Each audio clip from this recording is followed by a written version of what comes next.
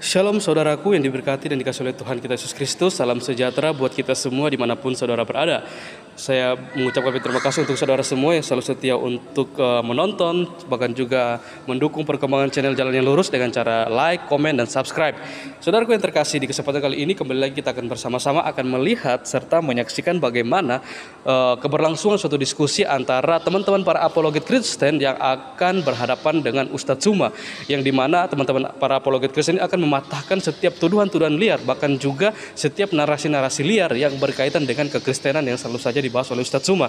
Maka dari itu tanpa berlama-lama, mari langsung kita simak videonya, dan saya berharap untuk kita semua bisa mengikuti video ini dari awal hingga akhir supaya kita tidak gagal paham dan jangan sampai kepanasan ketika kita melihat tayangan ini, dan bagaimana ketika apologet Kristen membantah serta membungkam Ustadz Zuma. Selamat menyaksikan, Tuhan Yesus memberkati. Ya pasti jadi agama Batak. Tetapi karena Yesus katakan aku kebangkitan dan hidup, dan dia buktikan itu, maka saya percaya, saya jadi orang Kristen. Saya pikir itu dulu jawaban saya. Oke ya, thank you jawabannya, cuma nggak menjelaskan juga gitu. Dan ini menarik, kalau misalnya udah ketemu dengan maut Yesus ini, ngapain kabur? Ngapain kabur? Orang-orang lain menghadapi mautnya mereka, bahkan nggak nanggung dosa orang lain, mereka hadapi dengan gagah perkasa. Mereka tetap dalam maut itu gitu. Untuk apa? Untuk membayar dosa-dosanya. Yesus ngapain kabur? Lu katanya mau bayarin utang dosa gua, kok kabur? Baru 3 hari udah nggak kuat, diem di alam maut, udah nggak kuat ya. Ini kan namanya kalau dalam pinjaman online, Ben, ini namanya gagal bayar. Kenapa gagal bayar? Iyalah, katanya mau bayar, katanya mau bayar. Ini sebentar. Uangnya. Terus sudah dikasih uangnya, diambil lagi, gagal bayar namanya. Itulah kenapa domba orang Yahudi itu nggak ada yang hidup lagi. Sapi-sapi orang Muslim itu nggak ada yang hidup lagi. Gitu loh. Roma 6 nomor 23. Perhatikan Roma 6 nomor 23. Jangan lu bantah ini. Upah dosa adalah maut, bukan upah dosa adalah bangkit. Ayatnya itu harus coba baca lengkap dong. Allah Paulus sudah ngomong begitu. Ayo. Ya udah gantian. Apa yang lu okein, apa yang lu okein sekarang? Oke, saya jawab ya. Ya coba jawab. Kenapa kabur dari maut? Yesus bukan kabur dari maut. Yesus sudah menyelesaikan tugasnya. 3 hari nyelesain dosa apa 3 hari? Gua tanya. Dosa apa 3 hari bisa ketebus? Jangan dipotong. Yesus jadi gini ya. Gua sedikit langsung dipotong. Bukan, karena premingmu jangan terlalu panjang itu aja. Jadi Yesus bukan kabur dari maut, karena tidak ada ayat Alkitab mengatakan Yesus kabur. Tetapi dikatakan bahwa Yesus bangkit dari maut. Artinya Yesus sudah mengalahkan maut. Maka dikatakan, hai maut, di manakah sengatmu? Kok dikalahkan? Mautnya dihadapi, Ben. Jangan dikalahkan. Kan sudah dihadapi dulu baru dikalahkan. Mana bisa? Iya, mana bisa dikalahkan tanpa dihadapi? Karena sudah dihadapi dulu. Makanya dia kalahkan dan dia bangkit. Sebentar ya, udah ya. Gitu loh. Jadi jawaban saya tadi memang tidak menjawab bagimu karena kamu bukan mencari jawaban, tapi kamu sedang berpolemik. Ayat yang kamu kutip tadi itu kutipan yang sepenggal. Upah dosa adalah maut, tetapi kasih karunia Allah adalah hidup yang kekal. Jadi kalau kamu untuk semua orang yang percaya. Untuk semua orang yang percaya. Untuk Yesus.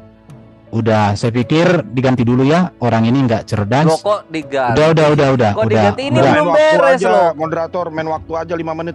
Ini belum beres.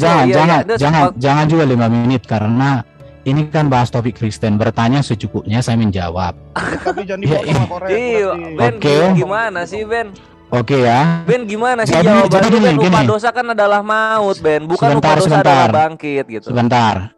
Jadi kalau ada orang mengatakan Yesus kabur dari maut, artinya orang itu adalah takabur hidupnya di situ. Ya.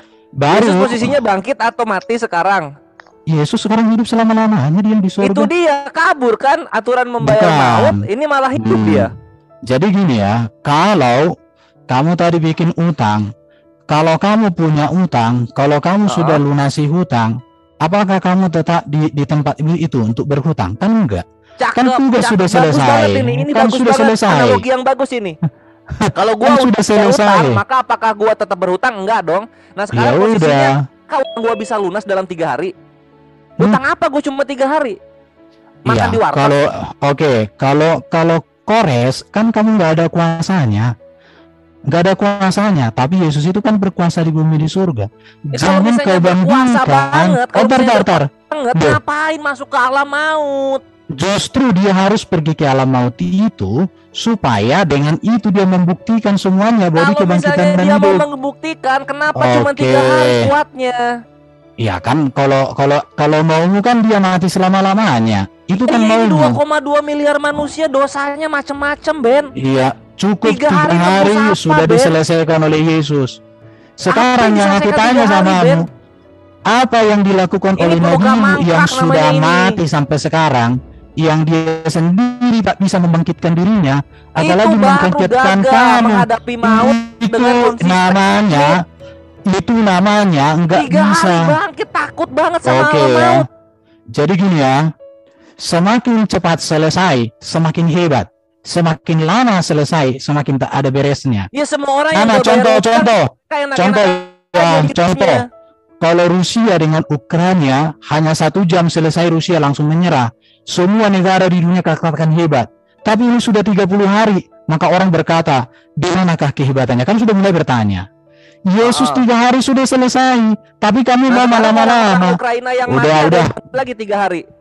Ya, udah. Aku pikir sudah cukup ya. Terima kasih Cukup, kawan-kawan. Ben. Pikirin, Ben, dipastiin. Udah cukup.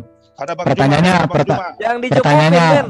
pertanyaannya tidak cerdas, tidak Oh, tidak cerdas. cerdas. Oke Oh, ya. tidak Udah, Kores. Ben. Maka Fahmi, dari itu Fahmi. gue bilang juga lebih gagah manusia-manusia Oke, lain. saya pikir Ketika terima kasih hidupnya ya. puluhan tahun, Ini ada- kemudian dia Oke. mati, nggak bangkit lagi Saya pikir untuk cukup ya. menghadapi mautnya.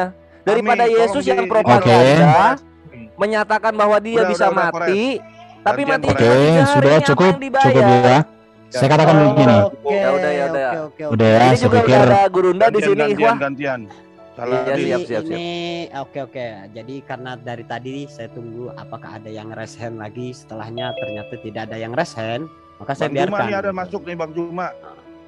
Lebih baik kita bikin diskusi aja antara ini mumpung ada Bang Zuma. Silahkan kita diskusi aja Bang, biar nggak ini Bang, nggak cuma satu arah gitu kan nggak enak juga kita. Enggak, lah Erben mau siap ditanya terus ini sama siapa aja. Jadi gini, asalkan mereka jangan memframing aku lah di ini. Satu room ini kula di ini. Kenapa rupanya? Ampun, kok jangan Ya. di frame semua pertanyaan pasti ada Udah, frame. Kores, Enggak udah, lah, Kores. Kalau kayak gitu caranya diskusi kan itu. Nanti kalau saya Kayak tanya gimana sih Quran juga pertanyaan nggak dengan memframing tuh kayak gimana sih? ya Udah, kamu nggak sadar. Berarti kamu ini udah penyakit jiwa Ini kamu. Bang Juma udah open mic nih Kores. Gua penyakit jiwa. Iya. Udah Ya, penyakit makanya. jiwa kau kalau kayak Enggak, gitu. yang ada itu Masa gini nggak loh, yang sadar? ditanya baper gitu loh. Padahal mereka nantang untuk ditanya itu. Tadi kan saya Loh, tawarkan itu kan angkat tema, kok pada diem semua, giliran ditanya gitu gitu. Ya kalau makanya saya bilang angkat Iya, tema bener, aja. semua pertanyaan dibilang framing Ah, baper namanya itu, Fahmi, Ben. ini Ben. si Angkat tema Bang aja, Juma angkat udah tema. Ini Ya, tema ya. Yuk. enggak Apa temanya? temanya Erben menjawab kekristenan menurut pandangan Islam. Itu temanya. Erben menjawab Menurut pandangan Ya. Islam. menurut ini ya pandangan Islam tentang kekristenan lah. Oh maksudnya. gitu, siap. Oke. Ya. Nah, Ya, sekarang lanjut, Ben lanjut. berikutnya Ben. Enggak lah, udah Kores gantian dong. Ini udah open mic. Atau gini, biar Jauh, enak, jauh. biar terlihat ini karena kan di sini banyak juga yang lain dalam artian biar nggak satu arah gitu. Jadi nggak terlihat dalam artian kita dibiblosi di sini gitu loh. Jadi baiknya 2 arah aja gitu, kita diskusi aja gitu. Enggak apa-apa juga Mas Saladin Bang. Enggak apa-apa. Si La Erben memang siap kok menjawab. Itu Bang Zuma Ya. udah open mic tadi. Silakan Bang aja Zuma. mereka berdua.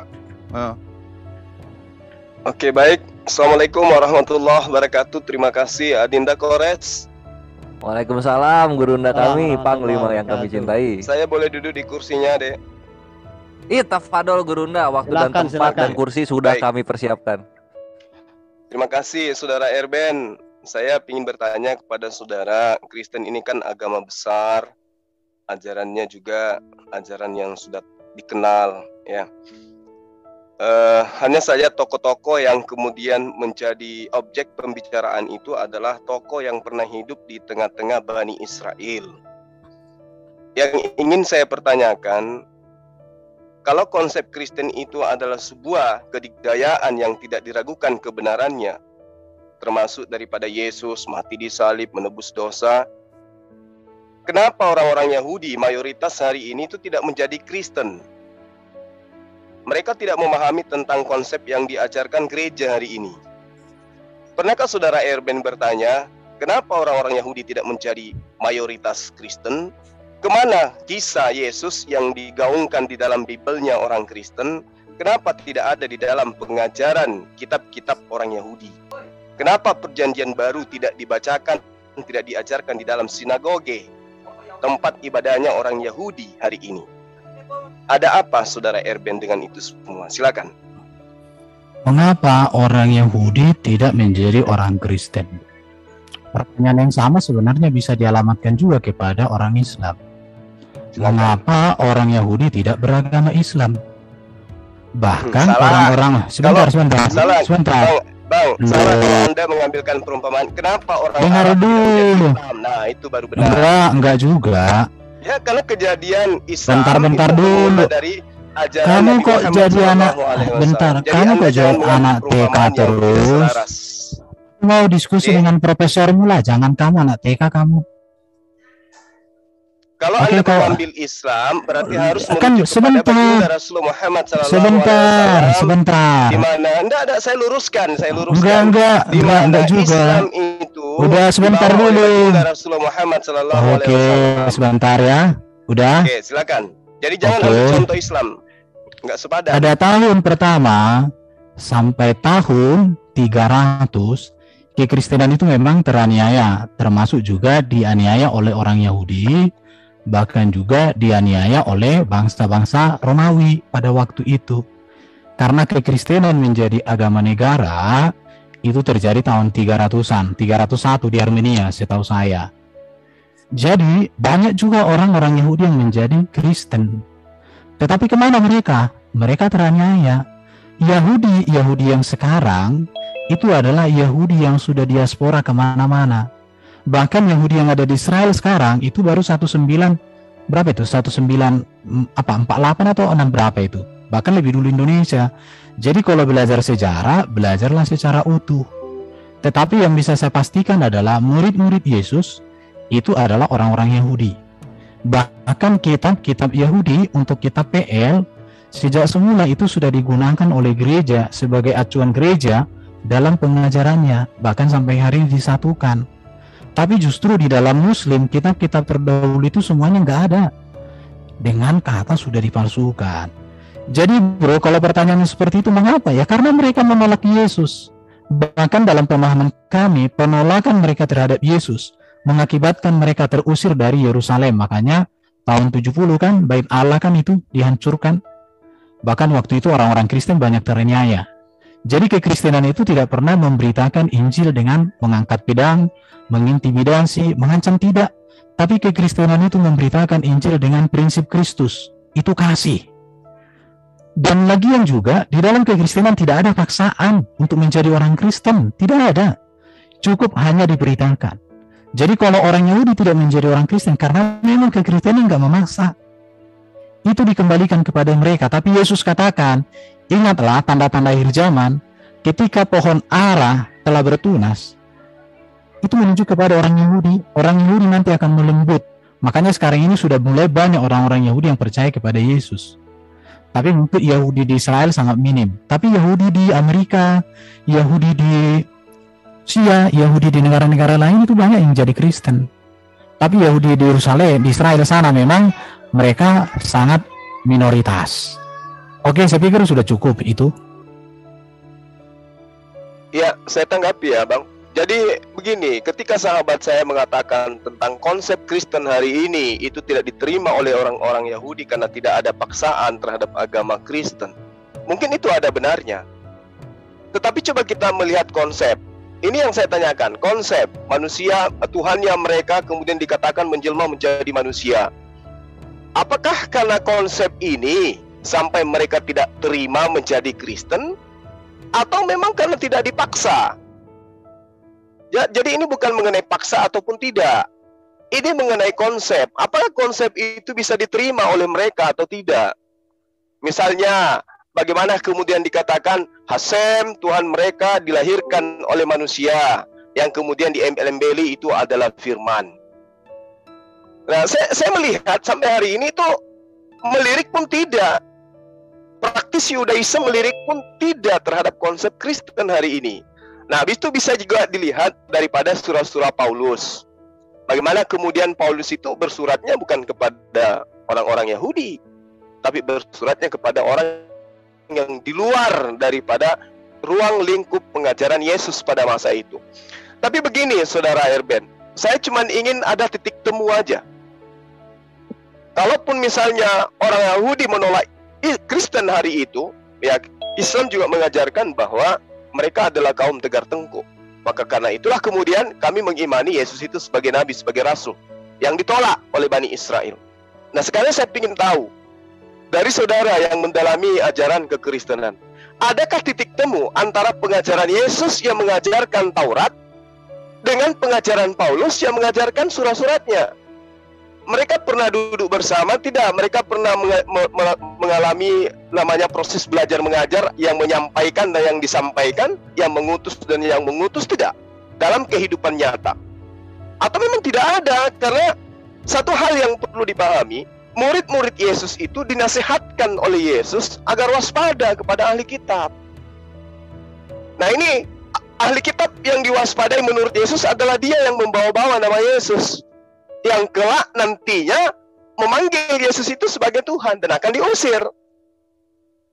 Orang-orang ini akan diusir. Nah, ini yang ingin saya tahu. Saya penasaran, ini sungguh penasaran.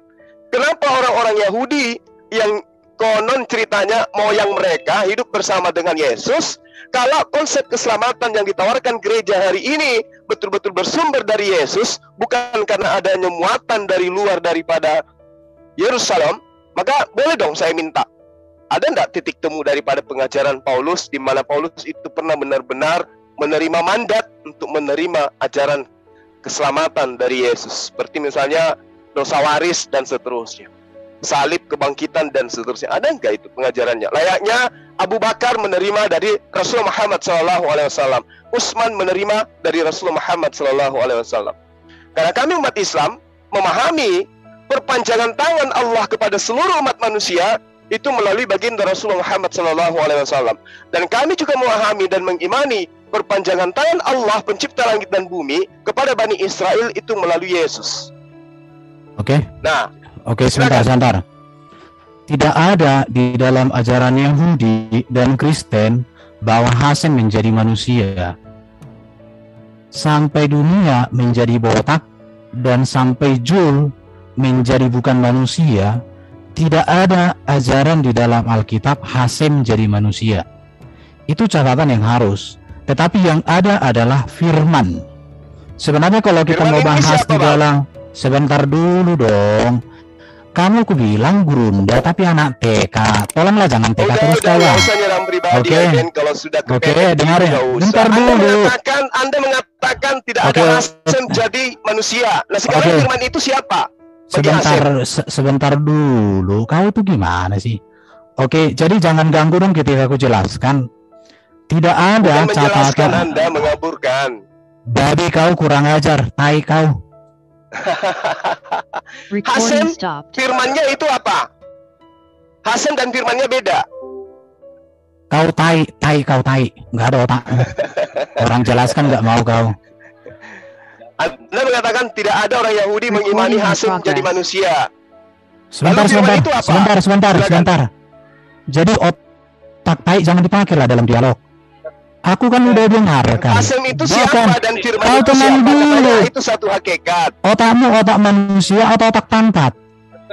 Sudah. Pakai waktu jauh. Sebentar. Pribadi terus, Erben. Bukan kamu itu. Aku itu tidak masuk akal, ya tinggalkan. Sebentar. Menjadi ateis aja, Bang. Yang nggak masuk akal itu kalau Muhammad dilahirkan 4 tahun setelah bapaknya mati, itu yang nggak masuk akal.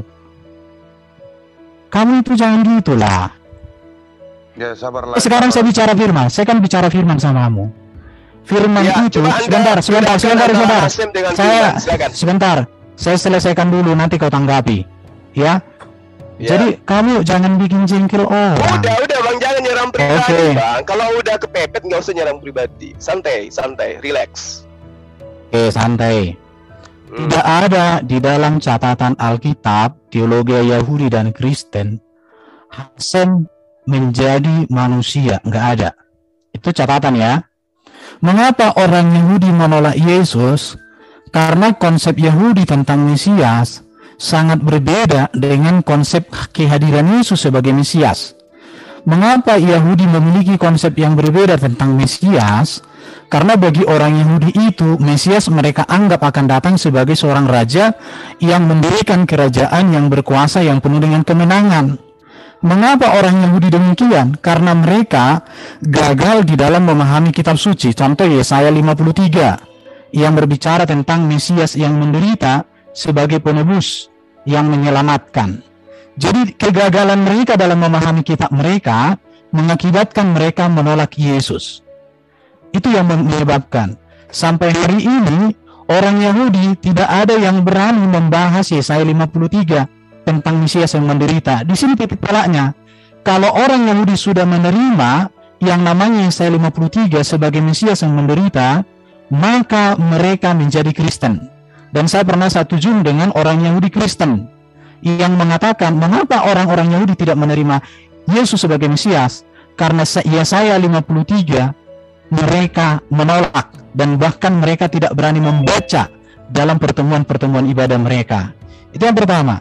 Yang berikut berbicara tentang Taurat yang diajarkan oleh Yesus dengan Taurat yang diajarkan oleh Paulus sama. Yesus melakukan hukum Taurat secara sempurna. Paulus juga melakukan hukum Taurat secara sempurna. Sama-sama melakukan. Bahkan Paulus itu menjadi teroris dalam agama saking dia melakukan hukum Taurat. Tetapi itu salah. Kenapa? Karena dia menjadi seorang penganiaya, kemudian dia bertobat. Saya tidak menemukan bahwa ada ajaran Paulus yang bertolak belakang dengan ajaran Yesus. Kecuali kalau orang itu gagal memahami yang namanya ajaran Yesus dengan ajaran Paulus. Kegagalan. Tetapi orang-orang yang mengatakan bahwa Paulus itu tidak sejalan dengan ajaran Yesus karena mereka membaca kitab suci seperti membaca kitab bobo, atau orang itu kurang asupan gizi dalam berpikir. Oke, sekarang saya katakan firman menjadi manusia. Firman itu logos, ilmu, pikiran, pengetahuan Allah. Pikiran Allah, pengetahuan Allah, ilmu Allah, ya tentu di dalam diri Allah. Sesuatu yang ada di dalam diri Allah adalah Allah. Sama seperti saya. Pikiran saya adalah saya.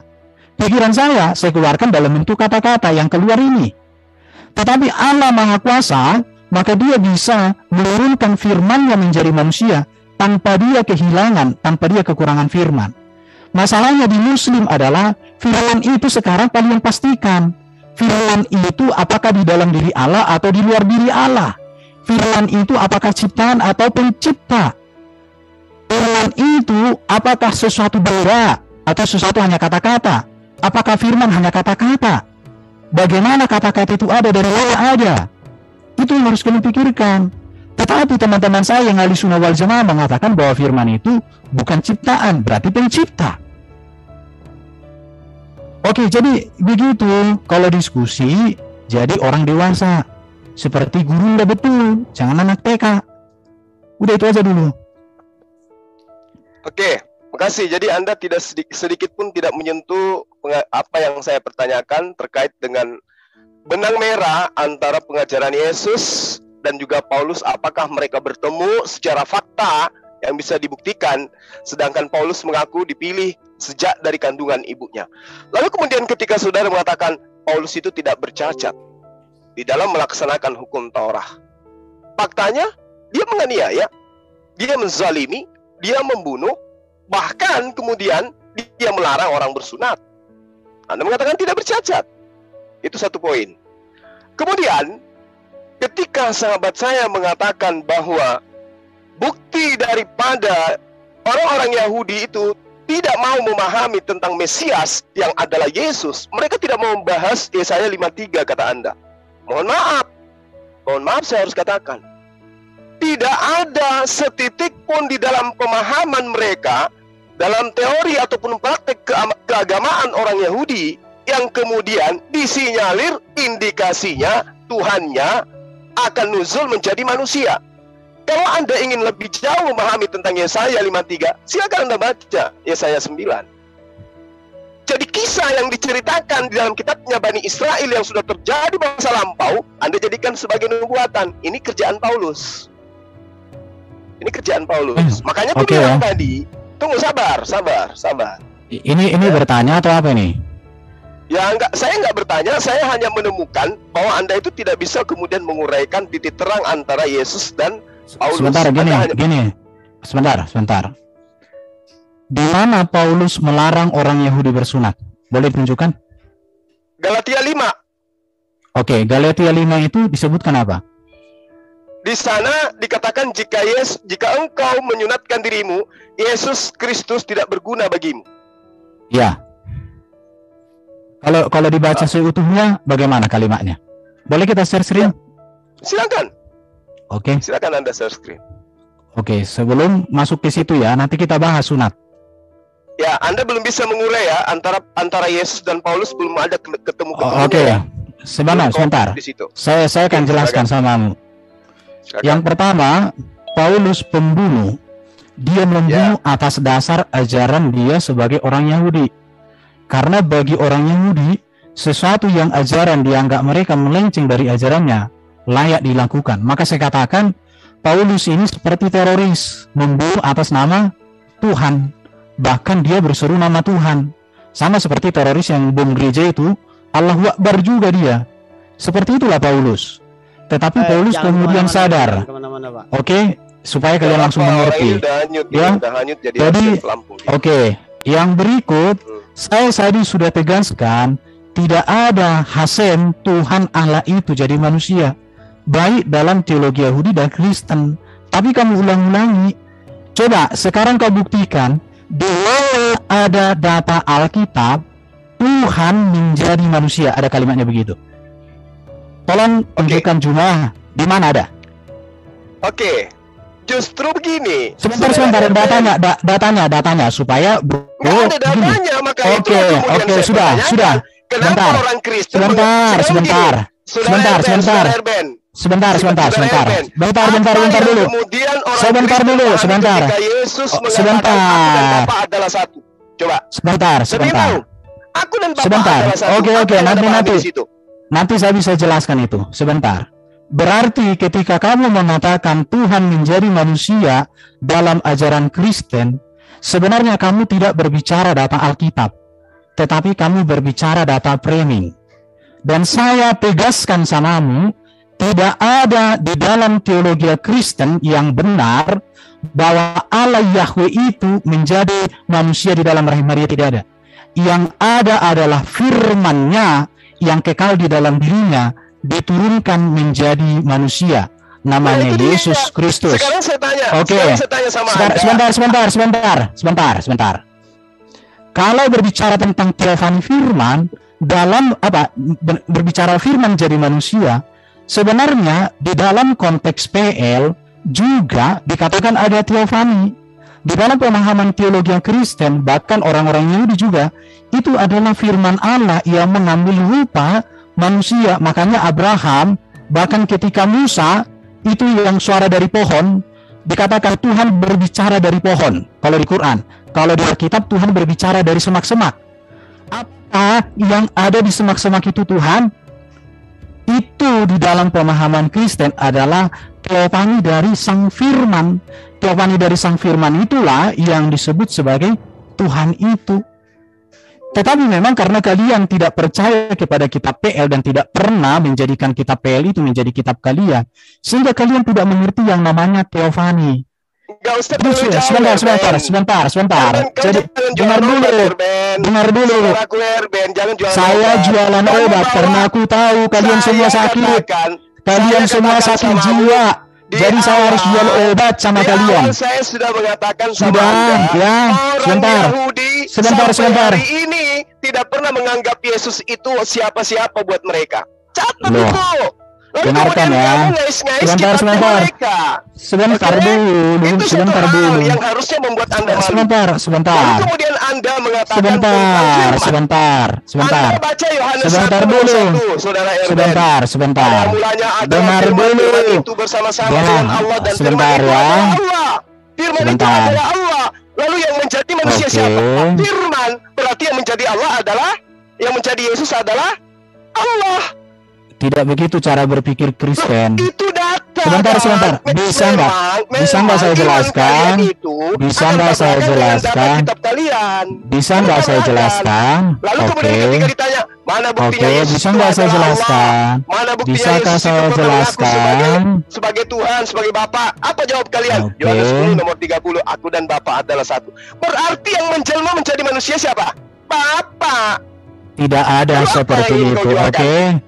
Oke, Sekarang Anda saya uraikan dulu, aku dan Bapa adalah satu itu maksudnya apa? saya harus jawab semua apa yang kamu ocehkan. Nggak ada yang kamu Sebentar, jawab. sebentar. Kamu hanya bertantang, Sebentar, benteng, sebentar mengaburkan dong. semua pertanyaan saya. Bukan, saya tidak ada mengaburkan.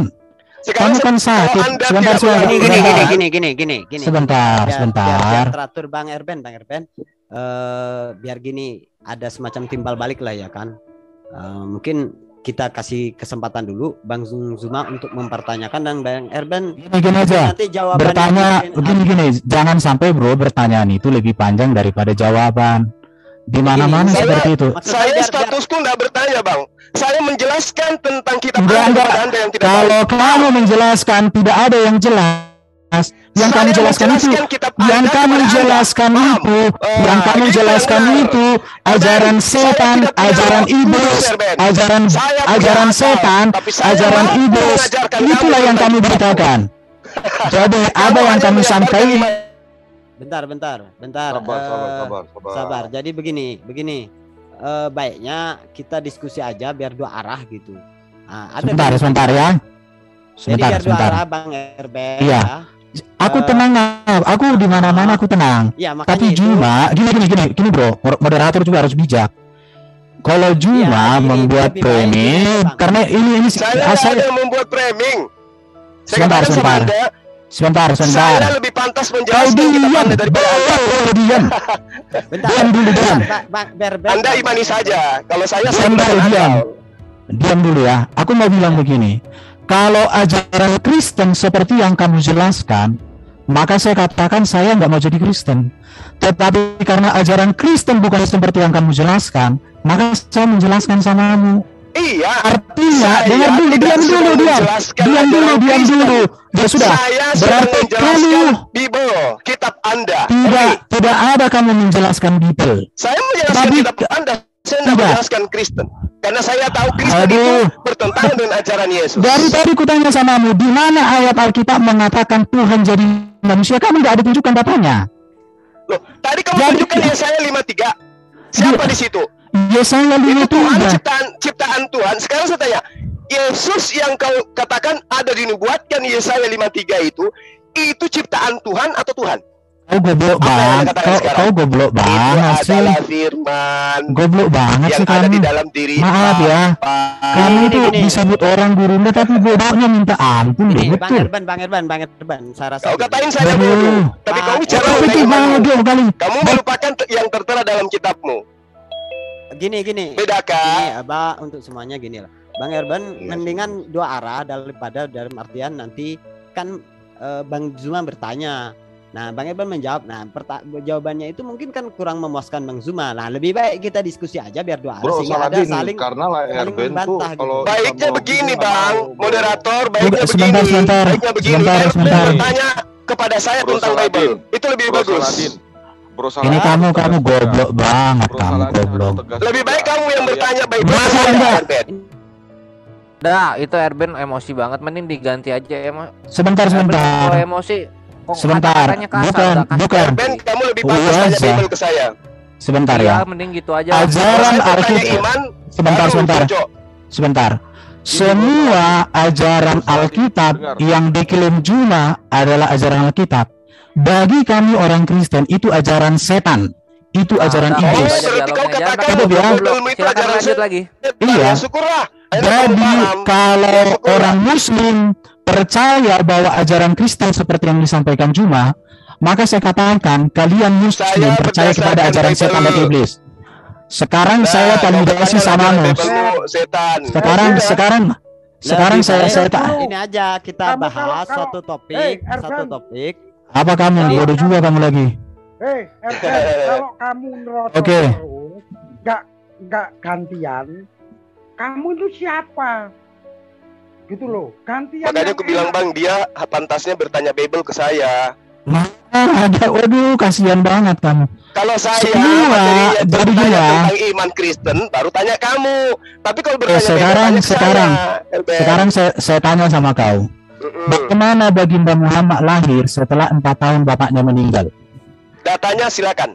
Oke, saya share video. Ditampilkan, jangan berasumsi. Oke, saya share video. Video sudah Ini ada video rekaman resmi. pada masa itu. Elben, Jantungan kau toh. ada kameramen pada saat itu. Ada data di dalam video itu. Jantungan dia langsung. Ada kameramen pada saat Aduh. itu. Udah, Langsung jantungan. Langsung. Sudah dong. Silakan lo tunjukkan datanya, silakan. Saya jawab, saya jawab. Itu berawal dari narasi riwayat dari namanya itu Al-Waqidi dan Ibnu Sa'ad. Ibnu Sa'ad itu menempatkan kematian dari Abdullah itu pada saat Hamzah itu berumur 4 tahun. Itulah sebenarnya keracuan di situ. Ini video ya. Kehamilan 4 tahun. Ini terjadi ada siaran langsung nih di TV orang Arab. Ini TV orang Arab ya. Kalian nonton aja ini. Ini ada di TV orang Arab. Debat langsung nih. Ada profesor dari Al Azhar di sini. Ben, kamu kok goblok dari dulu nggak pinter-pinter sih, Ben. Itu profesor dari Misiri Pak yang ngomong. Bang Erben, tunggu dulu. Ya, saya mau Tadi jawab kan ya, sudah saya mau dijawab. jawab. Jadi kamu Ya. diam dulu, kamu dengarkan Diam apa dulu. yang dijawab. Saya jawabannya. tunjukkan dulu yang datanya. Udah, saya udah nonton itu, itu ngaco. Nah, ini ya, jadi mau jawab. Mana ada ngaco datanya ada di situ orang sesama Muslim debat kok. Aduh, dengar dulu Saya lah. jawab dulu. Nanti kalau kamu dengar terima nggak apa-apa, tapi dengar dulu kan, gini. Jadi itu berawal dari riwayat yang dari Ibnu Sa'ad dan Al-Waqidi. Keduanya itu menempatkan waktu kematian Abdullah itu pada saat Hamzah berumur 4 tahun. Sedangkan di dalam riwayat yang sama itu kan Abdullah dan Abdul Muthalib itu kawinnya sama waktunya, sehingga dianggap itu kelahiran dari Rasulullah SAW dan kelahiran dari Hamzah itu bersamaan. Tapi di dalam narasi yang sama juga itu kematiannya Abdullah itu nggak berlangsung lama setelah Hamzah itu lahir. Disitulah kebingungannya. Tapi ada masalah penting di situ. Dia itu yang diriwayat yang oleh Ibnu Sa'ad dan Al-Waqidi itu tidak bersanad. Dan itu kemudian dikomentari juga oleh siapa? Oleh Ibnu Katsir, oleh At-Tabari dan sebagainya. Dan mereka semua sepakat bahwa ini tidak bisa dipercaya. Gitu ya. Itu jawaban singkatnya seperti itu. Silakan yang lain. Dalam video itu ada seorang dokter yang lulusan dari luar. Ada juga tokoh Muslim dan mereka berdebat. Jadi udah. Saya butuh gini. data. Saya butuh data. Layaknya ketika saya menjelaskan kepada kamu, anak Ahasia lebih tua 2 tahun dari ayahnya Yoram. Saya ada data 2 Tawarik 21 nomor 5. Itu data. Kau takut toh, takut 2 toh. Tawarik 22 nomor 1 sampai 2. Anak lebih tua 2 tahun dari bapaknya. Itu data namanya. Nah sekarang kau tunjukkan video. Astagfirullahaladzim. Itu bukan data apaan orang itu? di video dari Arab dari mana kita nggak acuan kita nggak ke sana, ada acuannya. Saya juga bisa bikin yang kayak gitu-gitu, Erben. Tapi ini data di dalam kitabnya Bani Israel yang kalian ambil, ya. Saya tanya sama Anda, di dalam 2 Tawarik 21 nomor 5, 2 Tawarik 22 nomor 1 nomor 2, anak lebih tua 2 tahun dari bapaknya sendiri. Ada datanya, buka Bible-mu. Sekarang mana datanya yang sesuai dengan video dalam Al-Quran? Ada nggak?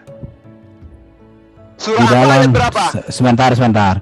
Di dalam video itu yang berbicara itu sudah, dah. Kenapa sih Kalau aku video, nggak dengerin dulu ya? Teman-teman Muslim, teman-teman Muslim, Jangankan video, manusia pun bisa diedit menjadi Tuhan.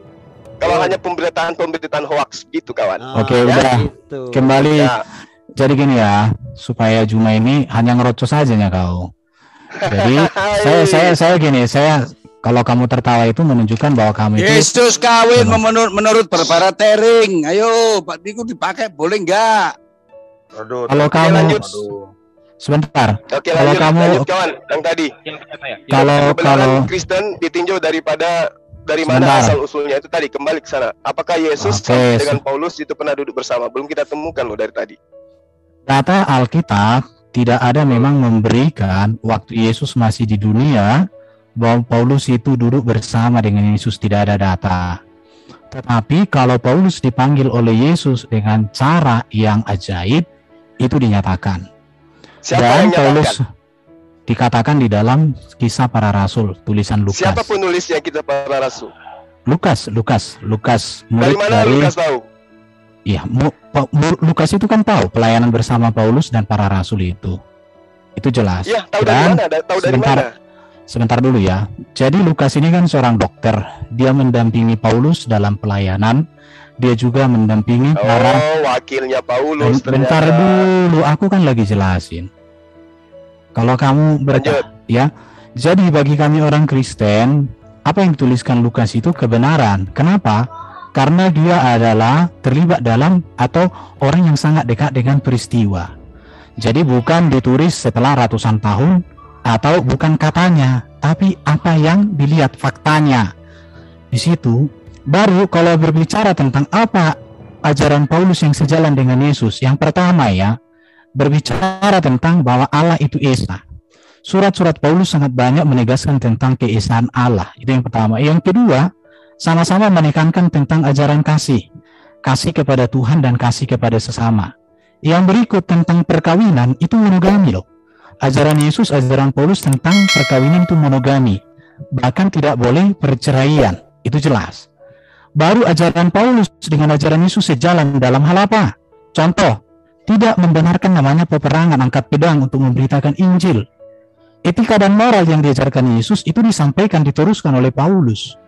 Kalau kamu persoalkan masalah sunat, di dalam ajaran Injil tentang sunat yang dibicarakan Yesus, tidak ada dikatakan bahwa orang non-Yahudi harus disunat. Jadi gini, orang Muslim seringkali gagal memahami sunat. Kenapa? Karena di Quran sendiri tidak ada ajaran sunat itu seperti apa. Bahkan kata sunat tidak ada. Menurut saya, Juma terlalu berani berbicara sunat kepada orang Kristen karena di Quran sendiri tidak ada kata sunat. Itu yang harus kamu tahu. Di dalam Kejadian 22:17 itu sunat itu adalah untuk Abraham dan keturunannya serta hamba-hambanya atau orang-orang yang dibelinya. Kami orang Kristen bukan hamba Abraham, maka kami tidak wajib disunat. Tetapi kalau orang Yahudi, dengar dulu. Ya, Tetapi orang Yahudi dimanapun itu mereka disunat, dan mereka itu disunat bukan pakai kampak, bukan disunat pada usia tapi usia 8 hari. Poinnya bang, poinnya. Adalah ajaran Paulus sejalan dengan ajaran Yesus. Oke, baik. Tetapi kalau kami mengatakan tidak sejalan karena kamu tidak pernah itu memahami ajaran Paulus. Bentar, Bang Erben, di mute dulu Bang Erben. Jadi kita berganti ke Bang Zuma, termasuk tadi Bang Zuma tentang masalah bahwa sunat adalah tidak ditemukan dalam Al-Quran, padahal kan ada milah Ibrahim di sana. Silakan Bang Zuma. Jadi gini, sahabat saya bukannya mengecilkan apa yang Anda paparkan. Tapi lagi-lagi ya, Anda tidak bisa membuktikan pengajaran Yesus itu bahwa Paulus ini, pendiri Kristen ini, itu pernah semeja, sebangku, sekelas dengan Yesus. Kalau kemudian Anda mengatakan Lukas, tapi apa buktinya? Hanya katanya. Tidak bisa kayak begitu. Untuk membenarkan sebuah ajaran harus terbukti dengan akurat. Kalau Anda ingin mencari titik kebenarannya.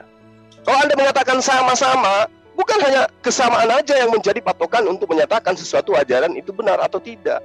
Masalahnya di sini adalah Yesus itu sebagai sumber. Dan Yesus berpesan kepada muridnya agar tidak ke bangsa lain. Nah, coba lihat. Ketika Anda mengatakan ajaran Anda adalah ajaran kasih, tidak ada perintah di dalam pengajaran Yesus tentang kekerasan. Anda lupa Matius 10 nomor 34, Lukas 12 nomor 51, Lukas 12 49, Lukas 19 27. Itu aja dulu. Akan tetapi semua seteruku ini yang tidak suka aku menjadi rajanya, bawalah mereka kemari dan bunuhlah mereka di depan mataku. Sekiranya Yesus berhasil menjadikan Yerusalem itu semuanya menjadi muridnya, ini yang terjadi, bro. Sayangnya muridnya cuma 11, 12, itu pun satu berkhianat. Andai saja Yesus berhasil menggalang kekuatan di tengah-tengah pemerintahan Romawi pada saat itu, ini yang terjadi. Sedangkan tidak terjadi, ya kita lihat bagaimana penjajahan di atas muka bumi. Jadi itu Anda harus pahami, jadi kasih itu bungkus, bawa pulang. Itu nggak berlaku. Kemudian ketika Anda mengatakan tidak ada ajaran sunnah di dalam Al-Quran, A'udzubillahi minasyaitonirrajim. Bismillahirrahmanirrahim.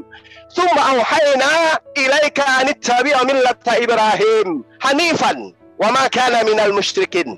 Perintahnya jelas, ikuti ajaran Ibrahim. Apa ajaran Ibrahim? Salah satunya sunat. Itu kenapa dikatakan ajaran Ibrahim? Kenapa dikatakan dinul? Kenapa dikatakan din? Kenapa dikatakan millah Abraham? Karena perintah sunat itu datangnya dari Allah. Berarti ajaran, berarti kalamullah, berarti perintah dari Sang Pencipta. Nah, perintah dari Sang Pencipta kepada Abraham inilah diperintahkan kepada baginda Rasul Muhammad SAW untuk mengikutinya. Apa ajarannya? Sunat. Jadi poinnya sunat. Itu. Ketika dikatakan oleh Yesus, aku mengenal muridku, muridku mengikuti aku dan mendengarkan aku. Yang mengikuti Yesus sunat, yang muridnya harus sunat. Yang tidak sunat, murid palsu. Hanya di mulut mengatakan murid, tapi pada kenyataannya pembangkang. Lalu kemudian ketika Anda mengatakan Paulus itu adalah pengikut, dia dipilih, dia pernah didatangi secara ajaib. Kawan, Paulus mengaku dipilih dari sejak lahir. Murid-muridnya, ya, itu tidak pernah mengaku dipilih dari sejak dalam kandungan. Paulus mengaku dari sejak kandungan dipilih. Tapi kenapa pengajarannya, seluk-beluk kelakuannya, perilakunya, kesehariannya tidak pernah bersama dengan Sang Mesias, selayaknya Harun dengan Musa? Kenapa? Ada apa? Sementara Yesus memperingatkan murid-muridnya, waspada kepada ahli Taurat, waspada kepada orang Farisi, orang Saduki. Siapa dia? Itu yang perlu kamu pahami. Karena itulah kemudian saya ingin membantu Anda memahami jejak di mana bisa kita temukan Paulus pernah bertemu dengan Yesus mengajarkan tentang konsep jangan bersunat. Kalau kau bersunat, Yesus Kristus tidak berguna bagimu. Sementara Yesus sendiri mengatakan, ya, pengikutku adalah mereka yang melakukan pekerjaan yang aku lakukan. Yesus sunat, Yesus sujud dalam beribadah, menyembah hanya kepada satu Tuhan. Dia menjalankan syariat, aturan-aturan Tuhan yang ada dalam perintah yang termaktub di dalam kitab Nabi Musa. Nah, Paulus tidak. Dia mengatakan, dulu aku hidup di dalam Torah. Lalu kemudian setelah aku hidup di dalamnya, kuasa maut itu datang. Tapi setelah dia datang, Yesus Kristus membebaskan dia, maka dia bersuka cita lagi. Tidak lagi hidup di dalam ketentuan-ketentuan Tuhan. Galatia 5 nomor 1, 1 Korintus 15 nomor 56, Filipi 3 nomor 7, 8, dan seterusnya. Ya, jadi kita belum menemukan titik terang antara pengajaran Yesus dan pengajaran Paulus. Silakan. Oke, tanggapi Erben. Oke ya. Oke, 5 menit Saya- untuk menanggapi ya, Bang Erben. Saya akan presentasi. Dengarkan baik-baik ya. Oke, silakan disimak. Oke. Oke, kita lihat bukti-bukti kerasulan Paulus meneruskan dan meneladankan ajaran Yesus.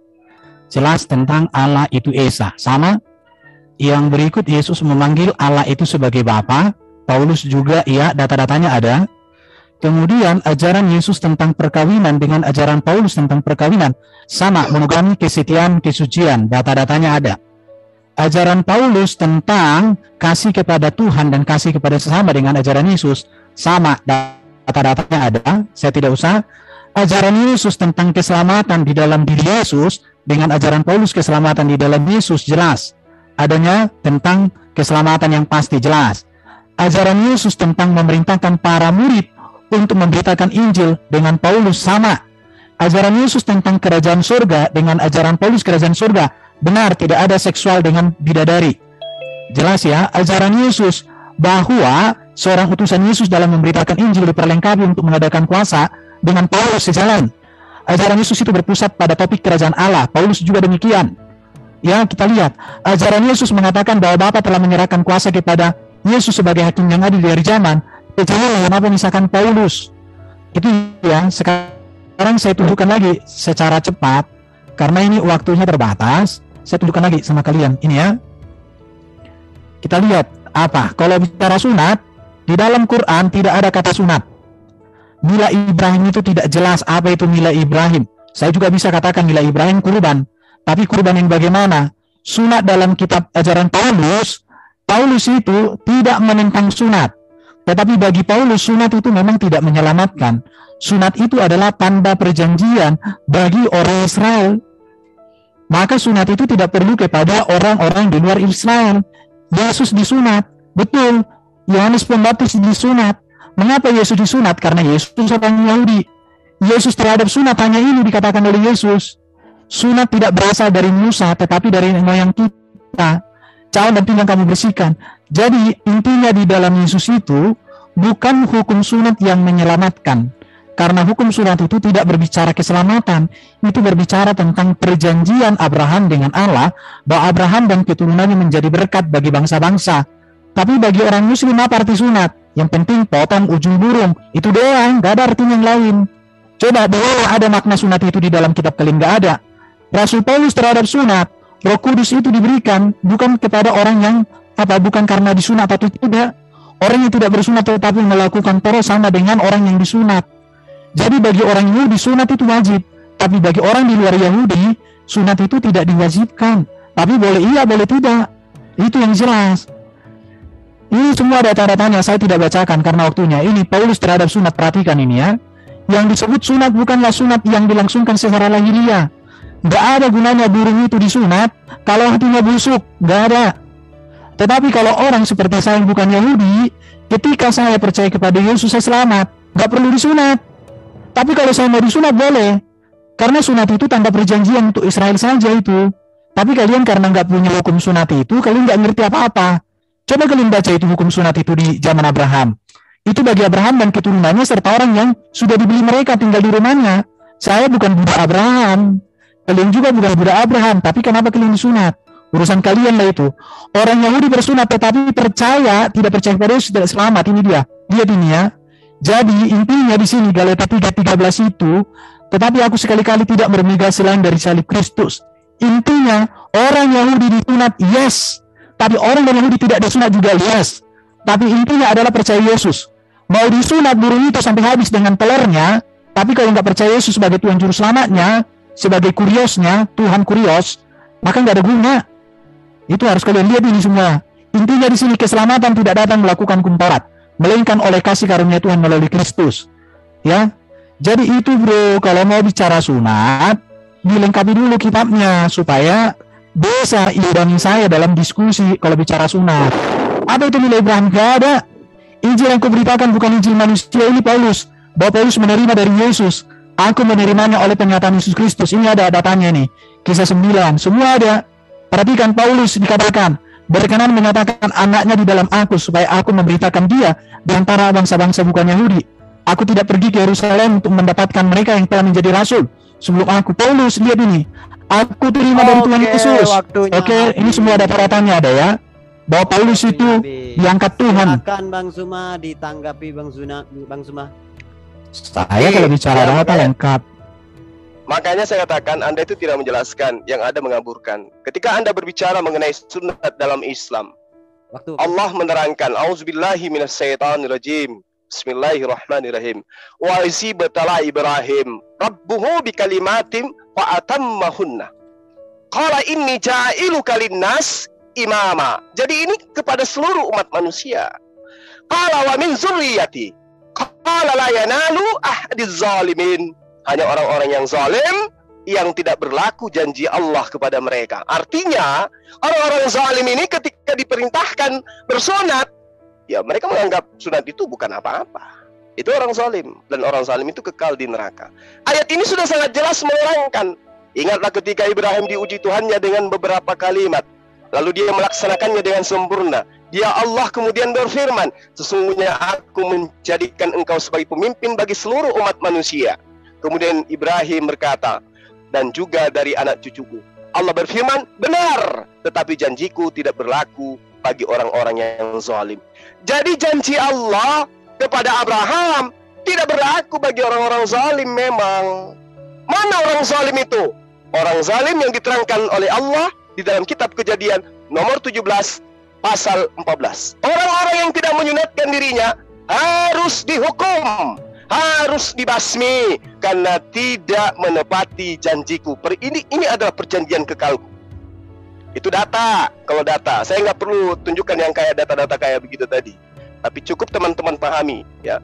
Data ini sangat jelas. Kemudian ketika Al-Quran menerangkan perintahnya ikut kepada millah Abraham, berarti harus ikut kepada Nabi Abraham. Dalam konsep kalam, dalam konsep perintah kepada Abraham tentang apa yang dititahkan Allah kepada dia dan keturunannya secara turun-temurun. Nah, kemudian kita sanggah apa yang diterangkan oleh pengikut Paulus barusan. Di dalam kitabnya Yesus, Torah, Kejadian, Imamat, dan seterusnya, di situ diterangkan begitu bagaimana detailnya tentang sunat. Inilah perjanjianku yang harus kamu pegang, perjanjian antara aku serta keturunanmu, yaitu setiap laki-laki di antara kamu wajib disunat. Keturunan secara turun-temurun, Kejadian 17 nomor 10. Lalu kemudian keturunannya Abraham, Lukas 2 nomor 22, disunat Yesus. Imamat 12 nomor 3, pada hari ke-8 haruslah dikerat daging kulit khitan anak laki-laki. Itu yang terjadi terhadap konsep pemahaman Ibrahim, keturunan Abraham dari silsilah Yakub, Ishak.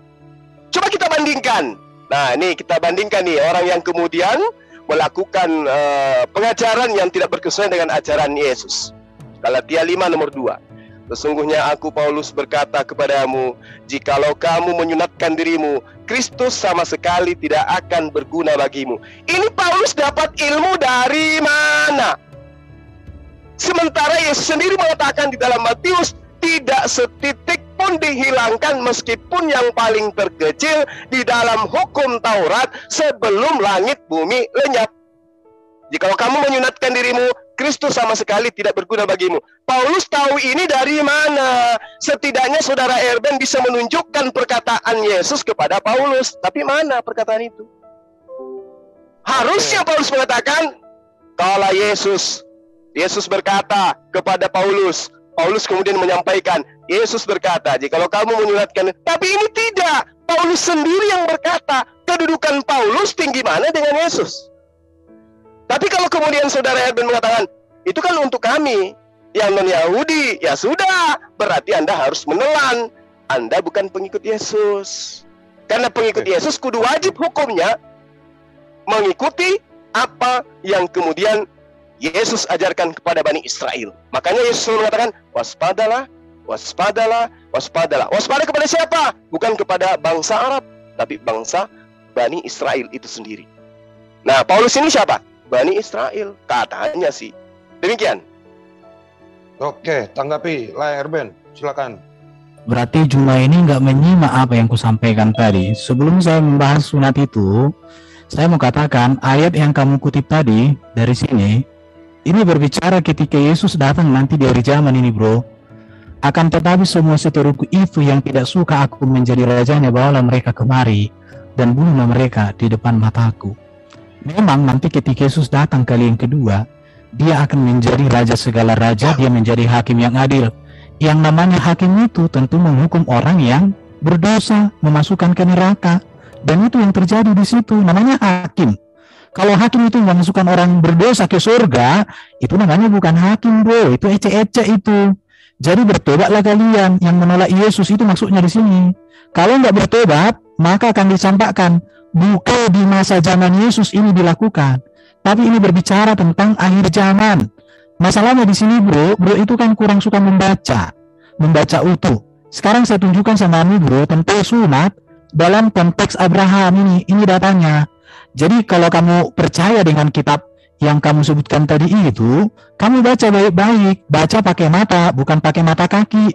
Sunat pertama kali dibicarakan dalam Alkitab peristiwa Abraham, yaitu sebagai tanda perjanjian kepada Abraham sebagai bangsa yang diberkati Tuhan dan menjadi berkat bangsa-bangsa. Itu jelas. Inilah perjanjianku, setiap laki-laki di antara kamu harus disunat, betul. Perhatikan, Yesus orang Israel disunat, Paulus orang Israel disunat, semua orang Yahudi disunat. Setiap laki-laki di antara kamu turun-temurun. Masalahnya cuma kamu keturunan Abraham enggak? Kalau ada, mana silsilahmu? Baginda Muhammad aja masalah keturunan Abraham belum ada kesepakatan di Muslim bro. Baik yang lahir di rumahmu maupun yang dibeli dengan uang dari salah seorang asing, tetapi tidak termasuk keturunanmu kalau sudah dibeli. Kami belum dibeli Abraham, bukan orang Yahudi. Orang yang tidak disunat, yakni laki-laki yang tidak dikerat kulit katanya, maka orang itu harus dilenyapkan dari antara orang-orang sebangsamu. Jadi ini perintahnya. Kalau saya kan bukan tinggal di bangsa Israel sana. Kalau saya di Israel, saya disunat karena saya harus mengikuti peraturan mereka. Saya nggak di Israel. Aku di Indonesia, aku di tanah Batak, aku orang Batak, Ia telah mengingkarinya. Jadi bro, kalau kamu baca teliti. Kamu kan guru enggak? Anak TK kamu bro. Kamu bilang tadi apa yang kujelaskan ini mengaburkan buatmu. Kenapa? Karena kamu mau kesesatan ajaran iblis yang kau ajarkan itu didengarkan orang. Saya ketika aku datang, semua ajaran iblis yang kamu sebarkan tentang kekristenan itu saya kaburkan, bila penting saya lenyapkan. Itulah tujuan saya berbicara di sini bro. Di situ ya, baru dikatakan orang-orang Yahudi tidak bersunat dilenyapkan. Betul. Makanya orang Yahudi dimanapun sampai hari ini disunat. Tapi kalau bukan orang Yahudi nggak perlu disunat bro. Itu dia, makanya harus jelas. Jadi bro Juma, saya katakan gini, kamu kan suka mengajarkan Alkitab secara salah. Kenapa? Karena kamu nggak pernah membaca, kamu nggak ngerti namanya hermeneutik, berbicara konteks dekat, konteks jauhnya. Yang penting kamu comot, kamu nggak tahu latar belakangnya. Aku heran lihat kamu. Makanya supaya kau layak jadi gurunda, kau harus jadi muridku dulu bro. Kalau kamu sudah jadi muridku, maka kamu layak jadi gurunda. Karena banyak murid-murid aku yang sudah lulus. Akhirnya mereka panggil aku gurunda. Tapi aku bilang, jangan panggil aku gurunda. Cukup Juma, gurunda TK, aku bilang. Jadi bro, saya katakan begini ya. Jadi kalau berbicara sunat, tadi di dalam Quran itu, ikut mila Ibrahim. Ibrahim itu kok dengar-dengar itu katanya disunat pakai kampak. Ya kalian disunat pakai kampak lah kalau gitu. Gak begitu cara belajarnya juga. Mila Ibrahim itu apa saja, apakah hanya sunat? Sunat itu seperti apa, kalian paham nggak? Kalau kalian mengerti sunat itu seperti yang ayat baca tadi, ayat yang mana menjadi acuan kalian disunat, sehingga kalian disunat berapa hari gitu ya. Kecuali kalau Ibrahim yang ada di Quran, bukan Abraham yang ada di Alkitab. Kalau begitu sunatnya bagaimana urusan kalian lah itu. Jadi saya mau katakan, tidak ada kata sunat di dalam Quran. Bahwa Ibrahim itu agama, iman, terserahlah apa di situ. Abraham itu Allahnya Allah yang Esa, bukan Allah Yesus itu. Allah mereka itu dipanggil sebagai Bapa. Ya, jadi kawan-kawan, saya mau katakan sama kalian supaya kalian itu jadi orang yang luar biasa. Ya, jadi nanti kau cari dulu apa itu sunat, apa artinya, latar belakangnya, tujuannya kemana-mana. Itu kau jelaskan dulu. Jangan hanya nilai Ibrahim apa, kenapa di surat tadi sekian. Ya, oke.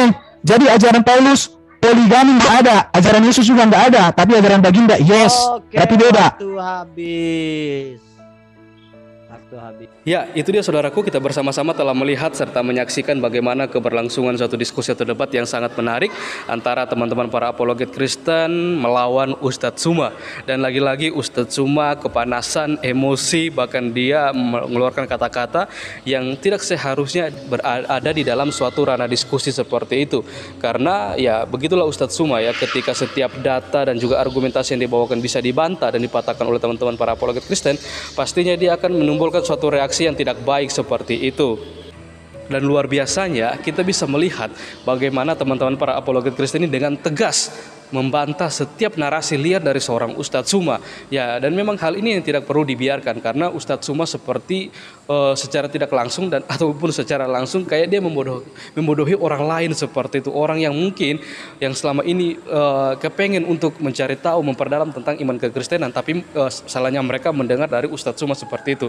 Dan inilah memang tugas para apologet Kristen dan juga hamba-hamba Tuhan seperti itu dengan adanya media sosial ini, untuk kita bisa bersama-sama meluruskan setiap kebenaran yang ada dalam firman Tuhan yang selalu saja diputar balikan oleh teman-teman para polemikus ini. Apalagi kalau kita melihat di beberapa, hampir sebagian besar dari video-video dari Kononditan ya, saya melihat dan memperhatikan ketika ada orang lain datang berkonsultasi tentang ajarannya Kononditan yang baru, tentang imannya Kononditan, selalu saja dia mendasari dengan Alkitab, dengan kekristenan. Malah kalau kita menonton videonya, sebagian besar di dalamnya itu hanya membahas tentang iman kekristenan, tentang Alkitab seperti itu, dengan mencari-cari kesalahan di dalamnya seperti itu. Kenapa ya? Kenapa tidak langsung saja dia mengajari tentang iman dia yang baru, tentang keyakinan dia yang baru seperti itu, tanpa harus menggunakan iman orang lain atau Alkitab orang lain untuk disampaikan kepada orang lain seperti itu. Bukannya suatu kebenaran yang disampaikan, malah mencari-cari kesalahan di dalam firman Tuhan itu sendiri, dan dia jadikan hal itu untuk mengajari atau mengajarkan kepada orang-orang yang datang berkonsultasi kepada Kononditan seperti itu. Sama halnya dengan Ustadz Suma, Uniriva, dan juga Ustadz Kainama, ada lagi beberapa lah seperti itu, para polemikus ini dan juga para mualaf seperti itu ya. Dan, dari saya ya, seharusnya ketika mereka menjadi seorang mualaf, lebih baiknya mereka memperdalam tentang keyakinan dan iman mereka yang baru, tanpa harus membahas tentang kekristenan seperti itu ya. Itu kan mungkin baik seperti itu ya, tapi ya pada dasarnya kalau kita melihat ya, memang mereka semua pasti akan membahas tentang kekristenan seperti entah ada masalah apa dan bagaimana ya, itu hanya mereka dan Tuhan yang tahu seperti itu ya. Kita terus berdoa untuk teman-teman para apologet Kristen dimanapun mereka berada, para hamba-hamba Tuhan yang menggunakan media sosial untuk melayani dalam untuk pelayanan seperti itu, supaya mereka terus diberkati Tuhan, dipakai Tuhan secara luar biasa untuk menjadi berkat dan terang dimanapun mereka berada, supaya Injil kerajaan surga itu boleh terus diberitakan, tersiar sampai ke ujung-ujung bumi, sehingga banyak orang yang mendengar, bahkan banyak orang yang mengambil keputusan untuk percaya kepada Yesus Kristus sebagai satu-satunya Tuhan dan juru selamat mereka dalam setiap kehidupan mereka. Dan kita berdoa juga untuk setiap pergumulan para teman-teman para apologet Kristen, supaya Tuhan juga terus campur tangan dan mencukupkan segala kebutuhan mereka. Oke, saudaraku, mungkin sekian video saya di hari ini. Sampai berjumpa di video-video yang selanjutnya. Kiranya Tuhan Yesus memberkati kita semua.